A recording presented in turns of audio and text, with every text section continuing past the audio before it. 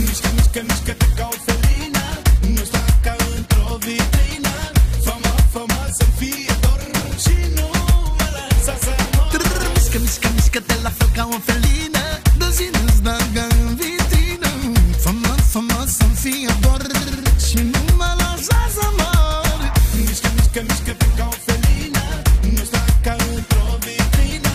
Fă-mă, fă-mă să fie dor și nu mă lăsa să mor. Adio plictiseală, adio plictiseală, m-a luat-o nebuneală, mare, mare nebuneală. S-o dau în gagicăneală, cu o gagică criminală, nu o femeie fatală. Adio plictiseală, adio plictiseală, adio plictiseală.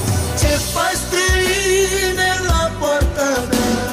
Pleacă de acolo, nu mai strică. Vorbești degeaba, nu are rost, nici nu te cunosc. Privește, frate, inima ta, mai bine ascultă ce spune ea. Nu poți schimba ce-a dat Dumnezeu, sufletele tău. Am ambiție și baftă mare, chiar și pe gândire am asigurare.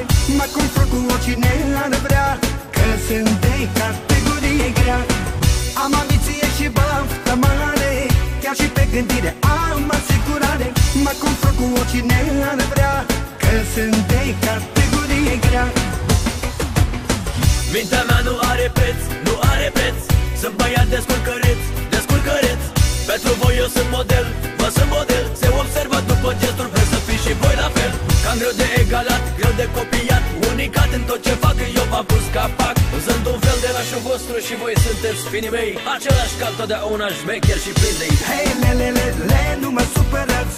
Hei, le, nu știți de ce ne vă luați. Hei, liniște că vă dau interzis. Pe unde am acces, pentru voi este închis. Hei, le, nu mă supărați. Hei, le, nu știți de ce ne vă luați.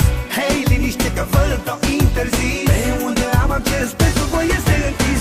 Vin băieții după tine, N-ai unde să fugi, că peste tot suntem noi. vin, dispar din țară când mai poți. Și o să facem mare război, mă! Hey!